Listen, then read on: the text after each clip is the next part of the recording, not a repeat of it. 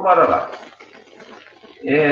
Lembrando aí, então, que nós estamos vendo os métodos que criaram, né, métodos biotecnológicos que criaram para que a nossa vida fosse mais benéfica em relação a algumas atividades de laboratório, né, alguns benefícios que alguma espécie, por alguma característica que ela não adquiria, ela passa a ter conforme aí algum método biotecnológico, tá? Então, nós vimos como que o que seria o DNA recombinante, né? DNA recombinante é justamente esse gene, essa característica de alguma espécie que ela, naturalmente, ela consegue expressar, ela consegue obter através da síntese e, teoricamente, passar isso para uma outra espécie que não tenha essa informação genética, essa característica, e que, teoricamente, seria boa para ela obter, né? Como é uma outra espécie que naturalmente ela não tem essa característica, ela passa a ter pelos processos biotecnológicos, é de interesse, né, benéfico que essa característica ela seja expressa nessa outra espécie. Então nós vimos aí algumas introduções no início e chegamos agora às enzimas de restrição, né? Nos primeiros slides aí na nossa aula da semana passada, nós vimos que essa enzima de restrição, ela é uma enzima que ela consegue identificar uma parte do DNA todo, né, do DNA total, e como ela consegue identificar um determinado ponto específico do DNA, ela consegue fazer um corte. Por isso que ela é chamada de enzima de restrição, né, que ela restringe apenas uma partezinha do DNA total, e também ela pode ser chamada de endonucleases. Então, o que são as enzimas de restrição? Então, elas foram descobertas na década de 60, tá? Então, uma descoberta bem mais atrás, na década de 60, por Werner Arber. Ele que descobriu essa enzima e o que ela faz. Né? No caso, cortar um pedaço do material genético, uma parte restrita, em um ponto bem específico. Então, essas enzimas elas foram encontradas em bactérias e atuam como verdadeiras tesouras moleculares, né? Está entre aspas aqui, é justamente isso que a gente está comentando. Se é uma enzima que corta um pedaço, um fragmento, um gene do DNA em pontos específicos, elas foram denominadas de tesouras moleculares. E nas bactérias, essas enzimas cortam o DNA em pontos específicos, também já falamos. Essas enzimas, elas são nas bactérias de proteção, porque alguns bacteriófagos, que são vírus, infectam bactérias. Então, olha que interessante, como que lá na década de 60, né, existia várias pesquisas, vários experimentos científicos, e esse Werner Arber, ele conseguiu identificar em algumas bactérias que eram infectadas por alguns vírus, e esses vírus são chamados de bacteriófagos, ou seja, vírus específicos a bactérias, então eles são chamados de bacteriófagos, e que esses vírus, ao infectar as bactérias, ela não conseguia, os vírus, né, ao infectar a bactéria, não conseguia multiplicar, não conseguia reproduzir dentro da bactéria. Por quê? Porque as bactérias, no DNA delas, tinha uma partezinha, tinha um fragmento, um gene bacteriano, que conseguia expressar uma enzima, e nós sabemos que as enzimas são moléculas que reagem de forma de quebra, né? Elas fazem reações de quebra, e essas enzimas das bactérias, elas conseguiam, então, reagir com o DNA viral, né? Que o vírus, ao infectar uma célula, ele injeta o seu material genético dentro dessa célula, então esse bacteriófago, ele injetava o seu material genético, o DNA dele, dentro da bactéria, só que as bactérias tinham um gene que expressava uma enzima, e essa enzima, então, chegava lá no DNA viral e cortava ele em vários pedacinhos. Isso de forma de proteção, de defesa. Então, algumas bactérias, não eram todas, algumas bactérias conseguiam ter uma expressão genética de produção de uma enzima que quebrava todo o vírus, o material genético viral, e protegendo a si próprio, né? Protegendo as bactérias. Então, isso aqui era uma forma de defesa das bactérias de uma forma natural. E aí, esse Werner Arber, lá na década de 60, ele identificou que algumas bactérias conseguiam fazer uma proteção contra um vírus que era específico a ele, e aí ele começou a identificar, então, no gene, no DNA bacteriano, qual era a região, qual era a partezinha que conseguia expressar uma determinada molécula que matava o vírus, que era específico às bactérias. Quando eles identificaram esse gene bacteriano, eles viram que era uma enzima e essa molécula era específica a uma defesa contra esse vírus, tá? Então, aqui tem uma figurinha, né, para a gente visualizar aí de uma forma lúdica, né? E as enzimas de restrição, elas são tesouras moleculares, que ela consegue cortar o material genético em pontos específicos. Então, no geral, as enzimas de restrição, elas têm essa ação, ou seja, cortar o DNA em pontos específicos e quando você destrói o material genético, praticamente a vida daquela espécie, daquele indivíduo, ela não é quase mais nada, né? Se você destruir o material genético, o ser ali, ele deixa de ter a grande maioria das suas estruturas. Aqui. Então, como nós falamos, as enzimas de restrição, elas são enzimas que cortam o material genético em pontos específicos. Então, nessa figura aqui, ó, nós temos a enzima de restrição chamada EcoR1. Né? Então, as enzimas de restrição, elas ganham um nome. E, geralmente, esses nomes, eles são relativos à própria espécie bacteriana que ela, naturalmente, ela produz. Então, a primeira enzima que foi descoberta, ela ganhou esse nome EcoR1. Por exemplo, que corta o DNA entre as bases guanina e adenina. Como não é um ponto específico que ela corta, a EcoR1, ela corta o DNA, né, de forma específica, aonde? Que local? Aonde ela encontra as bases guanina e adenina. Então, ela corta exatamente aqui no meio, tá? Daqui a pouco eu vou mostrar essa figurinha para vocês, que vocês vão entender melhor. Então, a EcoR1 é uma endonuclease, ou seja, uma enzima de restrição, que foi descoberta nesse tipo de bactéria aqui, a Escherichia coli. Então, o E é de Escherichia, né, o gênero dessa bactéria, e o segundo nome, que deriva a espécie, né, o CO aqui de coli. Então, Eco é de Escherichia e coli, que é o CO aqui. O R vem da palavra restrição, que é a função da enzima, que é restringir um pedacinho todo do DNA. É só um gene, só um fragmento que ela quer cortar. Então, R de restrição e 1, porque foi a primeira enzima de restrição descoberta lá na década de 60 por Werner Arber.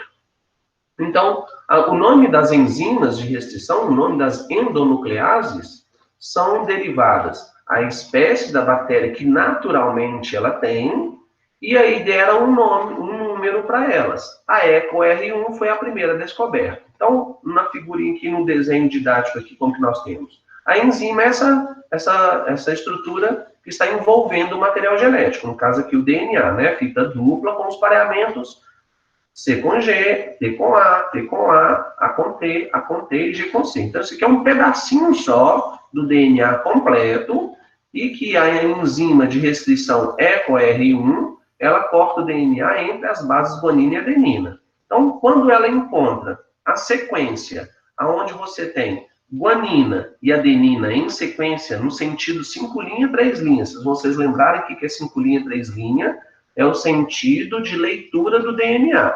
Então, o DNA ele tem um sentido de leitura. A gente consegue fazer a sequência dos nucleotídeos nesse sentido que é chamado 5 linha, 3 linha. Ou seja, no caso aqui é da esquerda para a direita. Então, você tem a guanina ligada à citosina. Mas a enzima EcoR1, ela corta o DNA entre a base guanina e adenina. Então, olha aqui, ó. Então, se você tem o pareamento guanina, citosina, adenina, timina, isso é o pareamento. Só que entre a guanina e a adenina, no sentido 5 linha, 3 linha, da esquerda para a direita, ela encontra, então, um pedaço do DNA, que é um gene, e ela consegue cortar exatamente aqui, ó, no meio, entre a guanina e a adenina, no sentido 5 linha, 3 linha. Então, ela corta aqui, aí depois ela corta aqui, no meio das bases, e depois encontra a adenina e a guanina de novo. Então, ela corta aqui. Ou seja, quando a enzima procura lá no DNA completo esta sequência, guanina, adenina, e com esta sequência aqui, ó, guanina, citosina, adenina, timina, tinina, timina, adenina, citosina, guanina, ela corta entre a guanina e a adenina, entre a adenina e guanina, e o corte fica dessa forma aqui, em L, né? Então, esse corte aqui em L é onde a enzima EcoR1, ela acha o DNA e corta. Então, quando o DNA está cortado, o DNA completo agora tem partes do seu DNA agora em pedaços, porque houve o corte da enzima, no caso aqui a EcoR1, que ela é específica a este pontinho só aqui do DNA completo. Aí eu pergunto a vocês agora, né, para vocês acordarem aí e ver se me entenderam. No DNA inteiro, desde o primeiro par de genes até o último par de genes, acham que uma sequência dessa aqui, ou mais de uma no DNA todo? Tem apenas uma sequência dessa que ela pode cortar, ou mais de uma?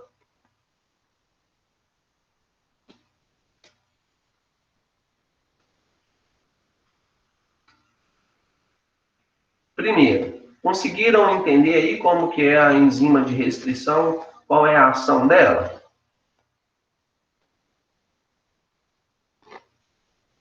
Principalmente da EcoR1? Quem me responde? Eu entendi mais ou menos, professor. Quem é que está falando? A Helena. Helena. Qual a dúvida que ficou, Helena? Você falou que foi mais ou menos. Qual a dúvida? Acho que, sei lá, eu não sei como é que fala, do jeito que ele corta, acho. É assim que fala. Isso. O jeito que corta, o jeito que as enzimas cortam, é uma forma específica, né? Então, olha só. O DNA, ele é feito por um pareamento de nucleotídeos. Adenina, timina, citosina com guanina, não é? Aham. Isso. Deixa o seu microfone aberto aí para você me responder mais rapidinho. Então, se o DNA ele é feito por esses pareamentos, né? Adenina com timina, citosina com guanina, a enzima de restrição, ela acha um ponto específico dessa sequência, né? Só que o DNA ele tem uma sequência muito variada. Como as enzimas elas são específicas, a EcoR1, toda vez que ela acha entre a guanina e a adenina, ela corta. Então, olha aqui no esqueminha, aqui nesse primeiro esqueminha. A enzima, ela é essa que está envolvendo aqui o DNA. Então, ela vai procurando toda vez no DNA, desde o início até o fim, uma sequência onde ela vai encontrar a guanina e depois a adenina juntas. Tá? Então, a sequência guanina e adenina, se ela achar, ela vem cá e corta. No lado, na fita de baixo, ela também achou aqui, ó, guanina e adenina. Então, ela vem cá e corta. Como ela cortou aqui e cortou aqui, ela tem que cortar esse pedaço entre aqui e entre aqui. Por isso que fica esse corte desse jeito, tá? Ah, tá. Entendeu? Agora, as enzimas, elas são... existem várias enzimas. Não é só uma, são várias. Eu vou mostrar para vocês daqui a pouquinho. Então, toda enzima de restrição, ela tem uma sequência diferente para cortar. Oi, quem está me chamando?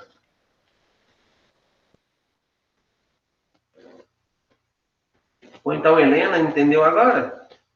Agora eu entendi, obrigada. Então, olha só. Então, quando ela achou no DNA inteiro, né, a sequência, aonde você tinha uma guanina e adenina, essa enzima específica, EcoR1, ela cortou entre a base guanina e adenina. Como ela tem que cortar as duas fitas, na fita de cima ela achou guanina e adenina, na fita de baixo ela achou guanina e adenina. Lembrando que a fita de baixo, ela é 5 linha, 3 linha, da direita para a esquerda. A de cima é de 5 linha, 3 linha, da esquerda para a direita. Por isso que ela achou guanina, adenina. Então, entre a guanina e a adenina, ela cortou, porque da direita para a esquerda é 5 linha, 3 linha. A fita de cima, guanina, adenina, da esquerda para a direita é 5 linha, 3 linha. Só que entre essa guanina e adenina e essa guanina e adenina, tinha esses nucleotídeos aqui pareados. Ela tem que cortar isso aqui também. Então, ela corta o pareamento entre o sítio específico dela. Tá? Por isso que ficou esse corte aqui em L. Tá bom? Então, separou aqui agora, essa parte desse DNA e essa parte desse DNA estão separados, porque a enzima EcoR1, ela cortou exatamente essa região aqui, que é a ação geral de todas as enzimas de restrição. Ou seja, achar um ponto específico do DNA e cortar. Tá bom? Bom dia, Larissa. Chegou aí agora também. A Ana também chegou aí. Bom dia às duas. Vocês chegaram aí já no início da aula aí, tá bom? Qualquer coisa vocês me interrompam, viu? Mais alguma pergunta, moçada, para eu passar para outra aqui? Ou continua com dúvida? Nesse outro slide aqui, vocês podem perceber que não existe somente a EcoR1, existem mais de uma enzima, existem várias enzimas. Lembrando, o nome das enzimas de restrição, elas são derivadas da espécie da bactéria, né?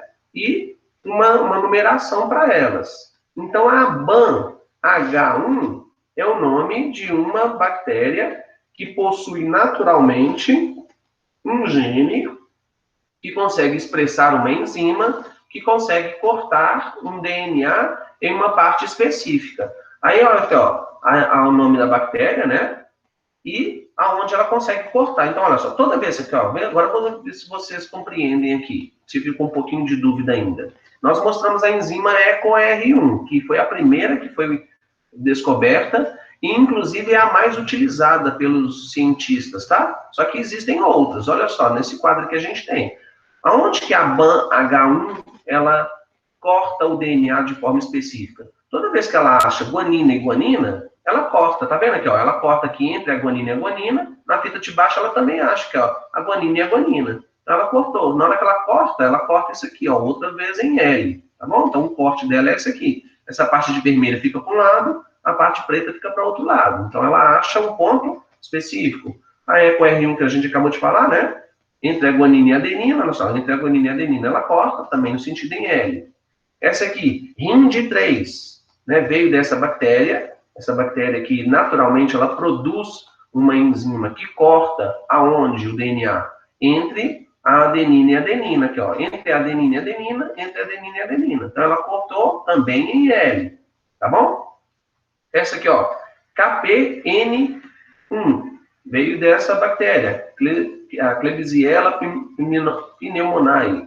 Essa bactéria, então, naturalmente, ela produz a enzima que corta onde? Toda vez que ela acha uma citosina com citosina, ela corta, ó, citosina, citosina, citosina, citosina. Cortou agora em L nesse sentido aqui agora, meio inverso.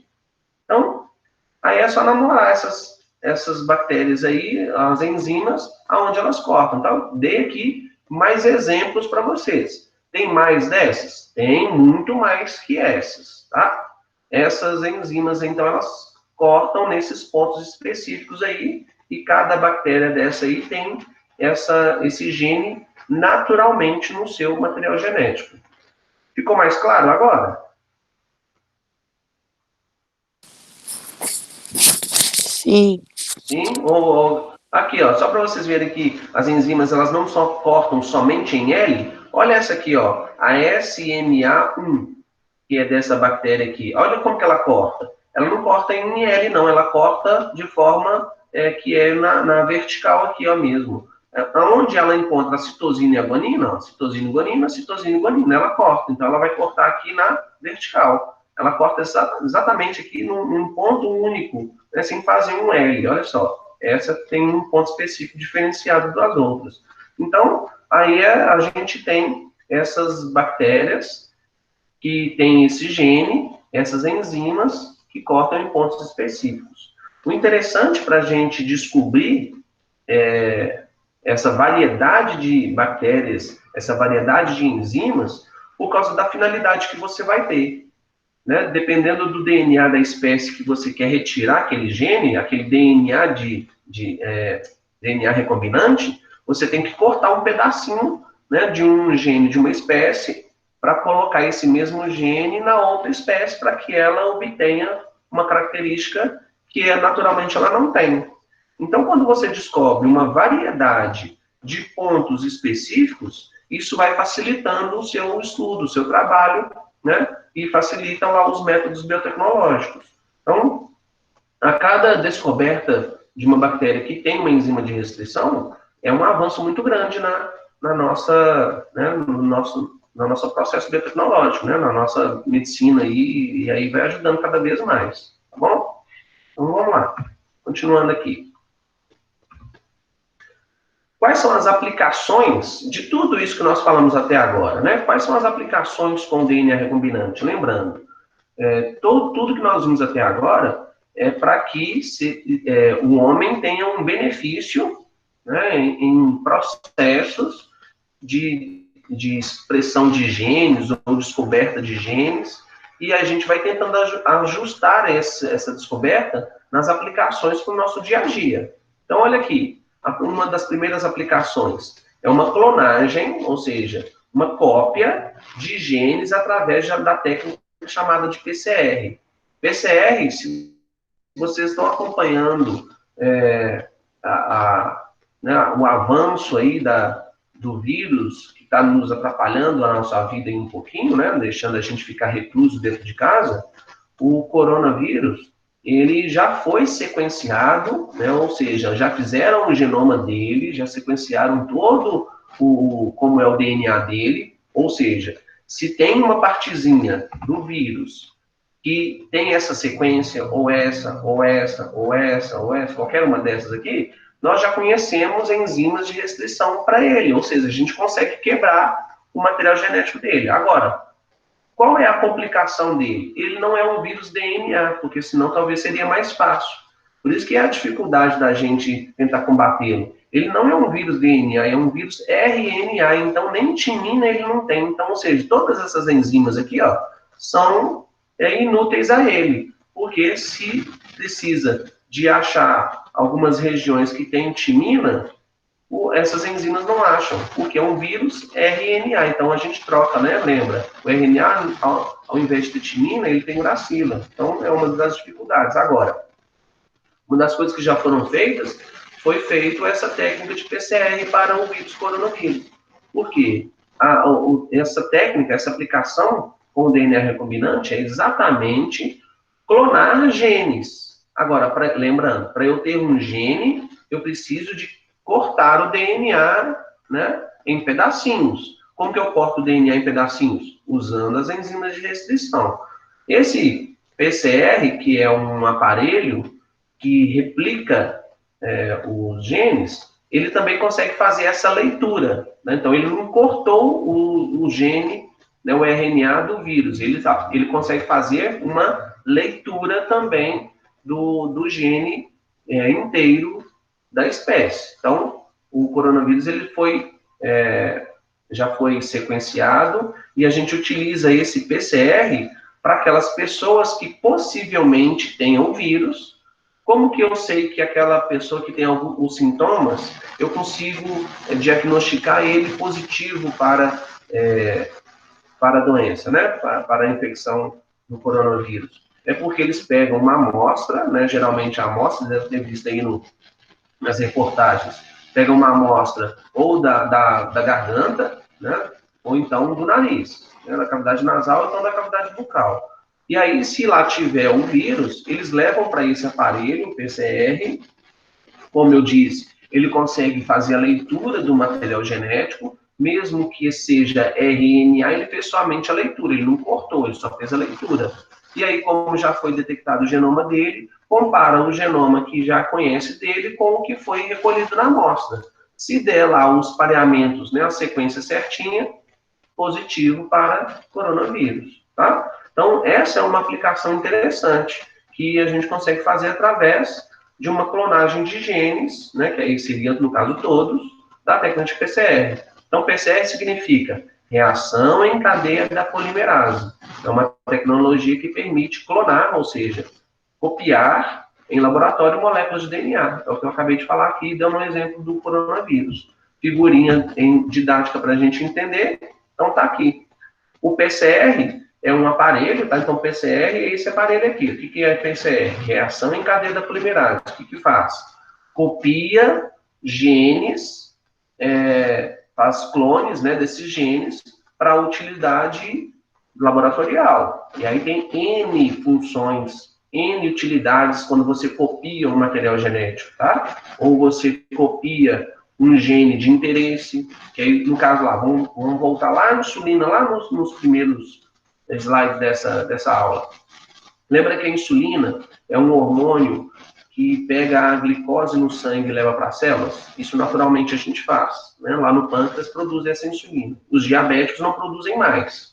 Então, o que foi feito na solução que os diabéticos tomam, que é a solução de insulina? Então, tiveram que replicar o gene, né, da insulina humana em laboratório para que você coloque essa expressão desse gene em uma solução e injeta na pessoa que é diabética, porque ela não produz a glicose, então naturalmente vai produzir. Então é uma outra utilidade aqui, né? Então esse aparelho é o PCR, tá? Esse aparelho, para que nós clonamos, copiamos genes, ou então sequenciamos o DNA, no caso aqui do vírus que eu citei, você coloca os ingredientes. Então, olha só, você tem o DNA completo, no caso poderia ser aqui do vírus, né? Em vez de ser DNA, tinha que ser RNA, né? Só uma lembrança. Então, você coloca o DNA completo para fazer a leitura dele, desde o início até o fim. Ou então você coloca pequenos pedaços, que aí são genes chamados de primers, esses pequenos pedaços desses genes para você clonar, né? Você pode fazer isso. Para que você duplique o DNA inteiro, ou então duplique os genes, você tem que colocar os nucleotídeos, né? Que são os ingredientes da composição do material genético. Então, você tem que colocar os nucleotídeos. Você coloca aqui uma enzima, que é a TAC polimerase. O que essa enzima faz?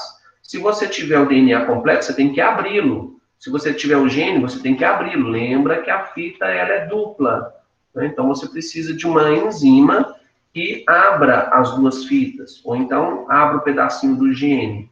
Coloca aqui uma solução, né? Lógico, uma solução, e coloca tudo, isso, tudo dentro desse tubinho. Aí esse tubinho vai para dentro do aparelho PCR, e aqui tem um procedimento, olha só, você tem um DNA inicial, o original, aí a enzima de TAC polimerase abriu a fita, os nucleotídeos, né, que você colocou, começam a ser encaixados, tanto na fita de baixo quanto na fita de cima, e aí você tem agora duas fitas idênticas à original. E isso aqui você pode fazer quantas vezes você quiser, né? Você programa o aparelho, lá coloca os ingredientes, né? Óbvio, e programa lá. Eu quero que o PCR duplique para mim 1000 vezes esse DNA ou esses genes. Alguma dúvida? Nesta aplicação aí do PCR? Não. Ninguém? De novo, eu queria ver a carinha de todo mundo balançando a cabeça assim. Entendi, professor. Como eu não consigo ver, eu preciso de escutar vocês. Todo mundo entendeu? Sim. Ótimo. Dúvidas, me interrompam, por favor, hein? Não deixa passar a dúvida. Vamos lá, então mais aplicações. Isso aqui é uma aplicação só, mais aplicações. A eletroforese. Então, é uma outra aplicação que a gente pode fazer com DNA recombinante. Outra aplicação, eletroforese. O que é essa aplicação?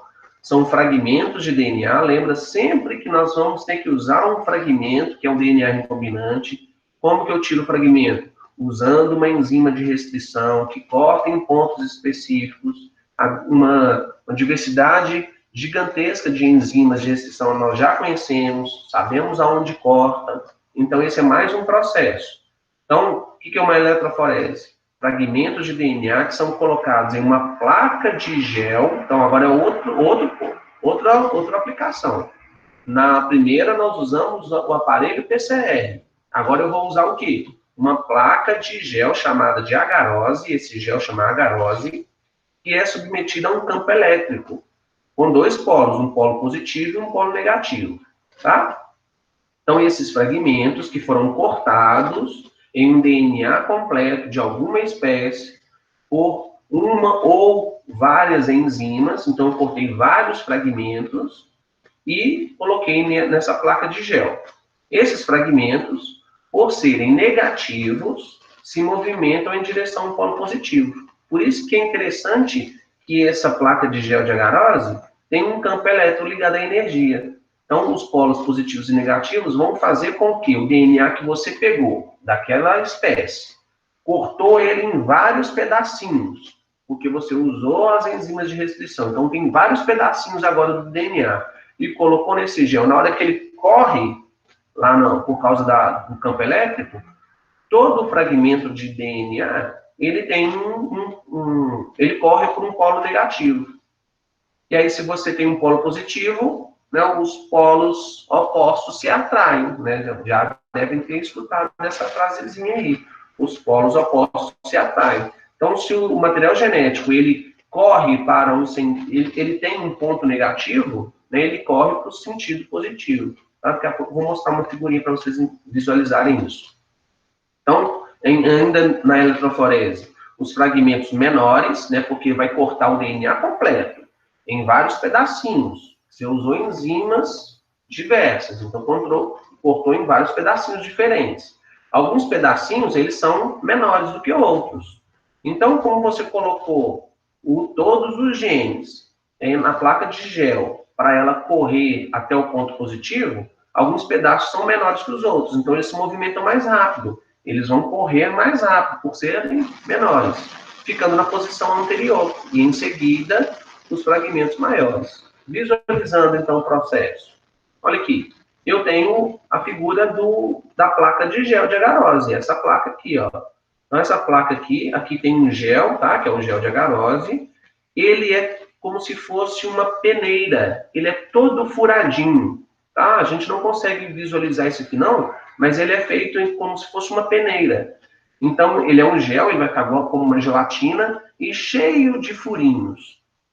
Ligado, então, à energia para fazer correr no campo elétrico, né? Então, ele vai correr da parte de cima para a parte de baixo, e aqui na parte de baixo é um polo positivo.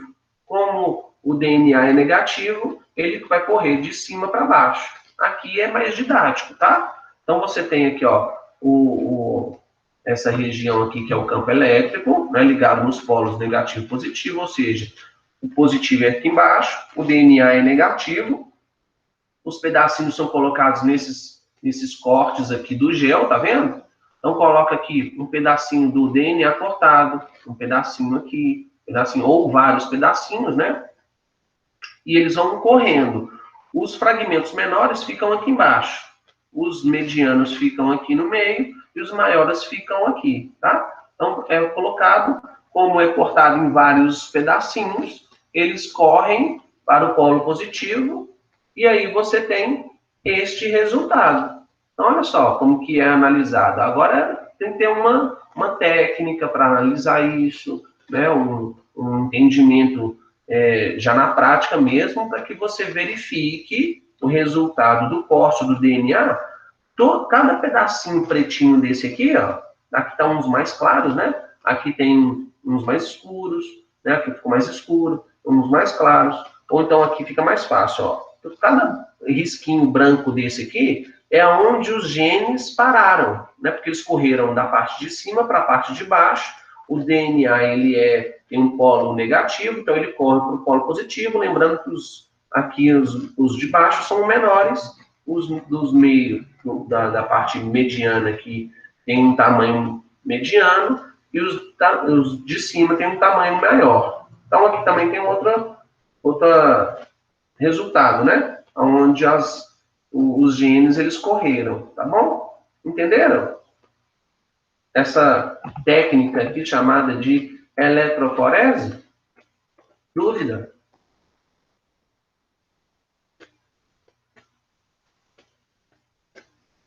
Pessoal?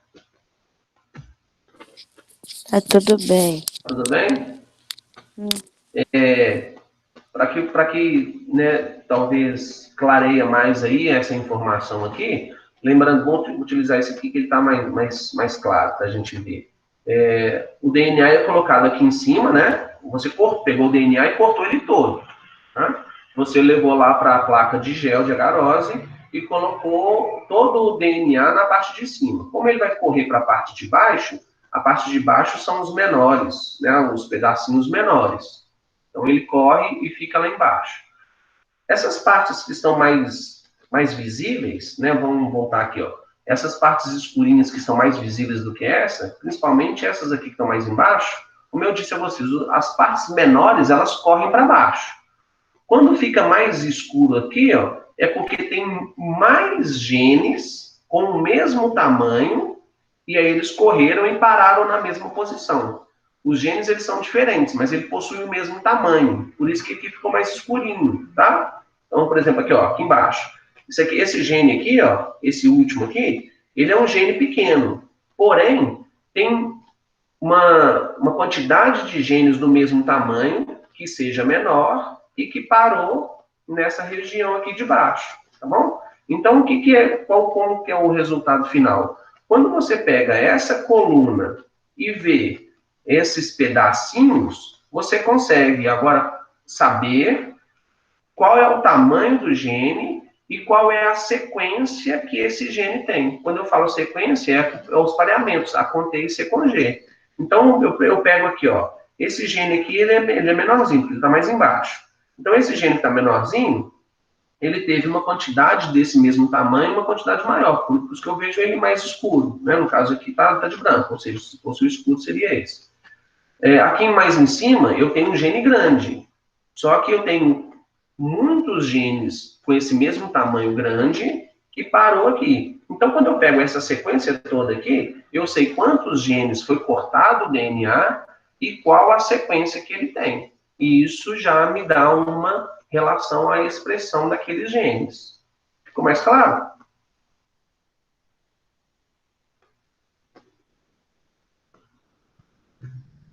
Vamos lá, vamos continuar. Qualquer coisa vocês... Ficou? Qualquer coisa vocês me param. Ou me interrompam e perguntam.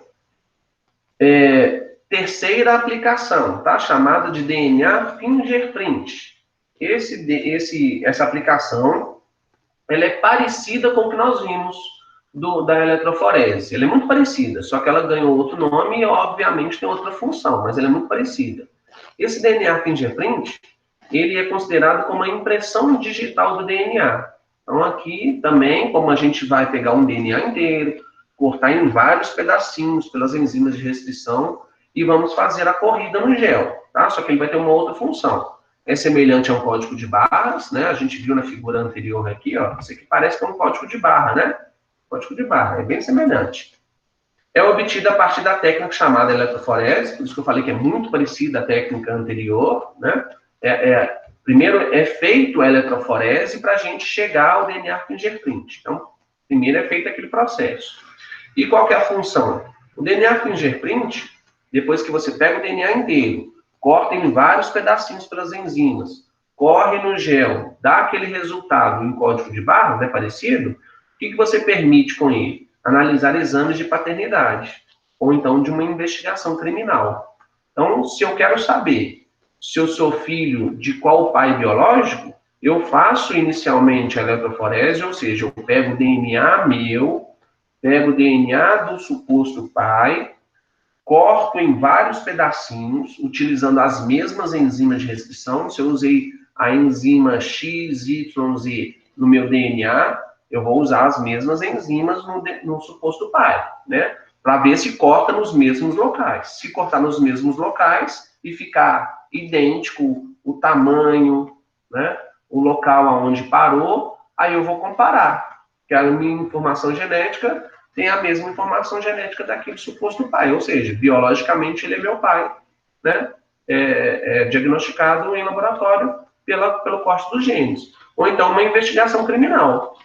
Eu quero descobrir quem foi aquele criminoso, quem foi que, né, assassinou uma pessoa. Então, se ele te deixar vestígios, né, do seu organismo, né, alguma célula, sangue, né, fio de cabelo, o que for, Se ele deixar lá na cena do crime, eu pego aquela amostra e faço de novo. Eu pego aquela amostra, vai ter DNA, eu corto ela em vários pedacinhos e depois eu vou identificar no banco de dados que a polícia tem, né? Que já foi feito isso de alguns criminosos, que são foragidos. Então, a gente acaba identificando que se os pedacinhos forem iguais daquele que é conhecido, mas está foragido, aí eu vou atrás dele de novo. Já, pessoal, essa pessoa teve aqui de novo, né? Então, identificando. Como que é o teste de paternidade, então? Qual que é o material a ser coletado? A urina pode ser coletada, a saliva ou o sangue, né? Aqui exemplos, está mostrado. Então, urina, saliva e sangue são os materiais coletados para o suposto pai que são mais utilizados, né? Mas, como eu falei, pode ser um fio de cabelo, por exemplo, né? Aqui não está como exemplo, mas pode ser. Então, pode ser a urina, pode ser a saliva, o sangue. Tem que ter o DNA daquela pessoa, né? Aqui são exemplos mais fáceis de serem coletados. Então, colhe a amostra, né? Colherá a amostra do filho e do suposto pai, né? Acabei de dizer, se eu quero saber quem é o meu pai biológico, eu tenho que ter o meu DNA comparando com o do suposto pai. Fazer a extração, né? Ou seja, retirar, né? No caso ali dos exemplos, e fazer a amplificação do DNA pela PCR. PCR nós já vimos, é aquele aparelho que eu consigo ou ler o DNA inteiro, ou então copiar várias vezes aquele DNA, fazer clones de várias vezes daquele DNA. Coloco os ingredientes e programo o aparelho para fazer isso para mim. Primeiro, o DNA ele é aberto pela TAC polimerase, coloco os nucleotídeos, e aí eu tenho fitas idênticas de novo. Tá? Nós já vimos duplicação do DNA também, vocês devem lembrar. Como que isso é feito naturalmente, e é o mesmo processo que é feito no aparelho PCR. Para que eu tenha um teste de paternidade completo, eu tenho aqui, então, o material genético do filho, que eu vou comparar 50% é da mãe e 50% do pai. Então, quando eu comparo, metade das informações, ou seja, metade daqueles risquinhos, tem que estar idêntico ao do suposto pai. Somente metade, porque a outra metade da mãe a gente não faz com a identificação com a mãe, é só com o suposto pai.